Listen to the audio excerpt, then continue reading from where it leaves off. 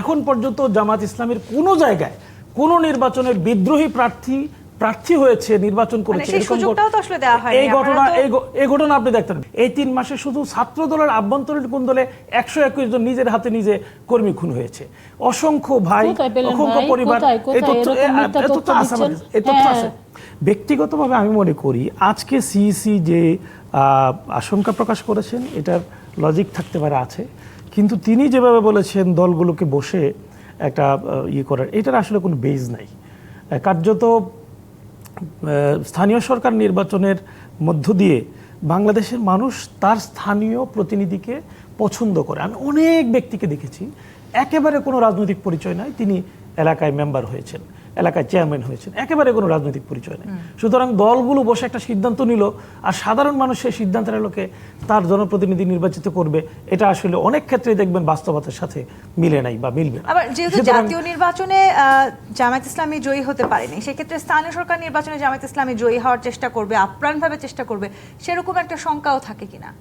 এটা শঙ্কার কি দেখলেন? জামাত ইসলামী জয় হওয়ার আপ্রাণ চেষ্টা করবে, এটা শঙ্কা কেন হবে? সহিংসতার যে সংখ্যাটা সেটি বাড়বে কিনা এই আপ্রাণ চেষ্টা? দেখুন, সহিংসতা আমরা অতীতেও দেখেছি। 2016 সালের পর্যন্ত, ওই সময় 14 থেকে 16 যে গভর্নমেন্ট ছিলেন, এই 16 সালের পর্যন্ত 4104টি ইউপি নির্বাচনে 145 জনের মৃত্যুর ঘটনা ঘটেছে, প্রায় 1000 জন আহত হয়েছে।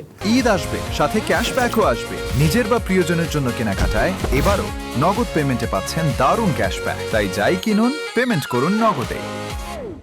এই ধরনের ঘটনাগুলো যখনই ঘটেছে, এটা একটা বিশ্লেষণ যদি আপনি দেখবেন এর অধিকাংশ ক্ষেত্রেই আভ্যন্তরীণ দলীয় কুন্দলে এই মৃত্যুর ঘটনাগুলো ঘটেছে। দলীয় কুন্দলের ঘটনা 2016 সালের যে নির্বাচন আপনার মনে থাকার কথা, 2014 সালে বিএনপি সহ সবাই নির্বাচনী ব্যবস্থা থেকে আর একটা ছিটকে পড়েছে বা সরিয়ে ফেলা হয়েছিল। তার পরবর্তীতে অন্যান্য দলগুলো কিন্তু সে নির্বাচনে অংশগ্রহণ করেনি, বিশেষ করে স্থানীয় নির্বাচনে ঘোষণা দিয়েই এখান থেকে অংশগ্রহণ থেকে বিরত থেকেছে। এরপরেও কোনো 145 জন মৃত্যুবরণ করলো, 11,000 জন আহত হলো। কারণ কি? দলীয় কুন্দল।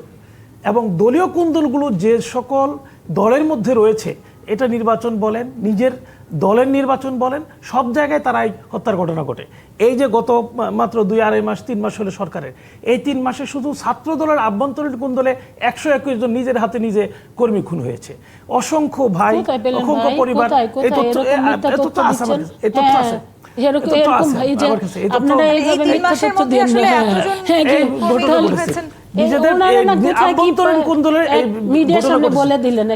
আমি তো বলছি আমার কাছে তথ্য আছে। কি তথ্য দেখান তো? আমি তো তথ্য আছে, আমি দেখাচ্ছি, আমার কথা শেষ করি। সুতরাং আমি বলবো দলীয় যে শৃঙ্খলা সেটা নষ্ট করে, দলীয় শৃঙ্খলা কি বিএনপির মধ্যে তাহলে জামায়াত একেবারেই দেখতে পাচ্ছে না? বিএনপির মধ্যে থাকবে না কোনো। আমি তো বলছি যে সকল দল এই ধরনের চর্চা করে তাদের মধ্যে এই শৃঙ্খলা ফিরিয়ে আসার জন্য দলীয় আভ্যন্তরীণ চেষ্টা করা দরকার। আমি একটা এক্সাম্পল দিয়েছি, তৃণমূল পর্যায়ে পর্যন্ত দলীয় নেতাকর্মীদের মধ্যে শৃঙ্খলাটা সবচাইতে বেশি জরুরি। এই ইস্যুটাতে সিইসি যে আহ্বান করেছেন, সকল দল তার জায়গা থেকে চেষ্টা করা উচিত তার দলীয় আভ্যন্তরীণ শৃঙ্খলা। একজন সহালোচক বলেছেন বিএনপি যতখানি মানবে জামায়াত ইসলামীও ঠিক ততখানি মানবে বলে। আলহামদুলিল্লাহ, আমরা স্পষ্ট করে বলতে পারবো এখন পর্যন্ত জামায়াত ইসলামের কোনো জায়গায় কোনো নির্বাচনের বিদ্রোহী প্রার্থী হয়েছে, নির্বাচন করেছে, এই ঘটনা আপনি দেখতেন। বিদ্রোহী যিনি হয় তাকে কিন্তু সুযোগ দেওয়ার কারণে হয় না, বিদ্রোহী যিনি হয় তিনি সুযোগ না পাওয়ার কারণে বিদ্রোহী হয়। জামাত ইসলামীতে বিদ্রোহী হয়েছে কোনো এমপি ইলেকশনে, চেয়ারম্যান নির্বাচনে, পৌরসভা নির্বাচনে, সিটি কর্পোরেশন নির্বাচনে এরকম দেখতে পারবেন না। কারণ জামাত ইসলামী আলহামদুলিল্লাহ সম্পূর্ণ সুশৃঙ্খল স্বাভাবিক একটা রাজনৈতিক দল। এই জায়গা থেকে জামাত ইসলামী আলহামদুলিল্লাহ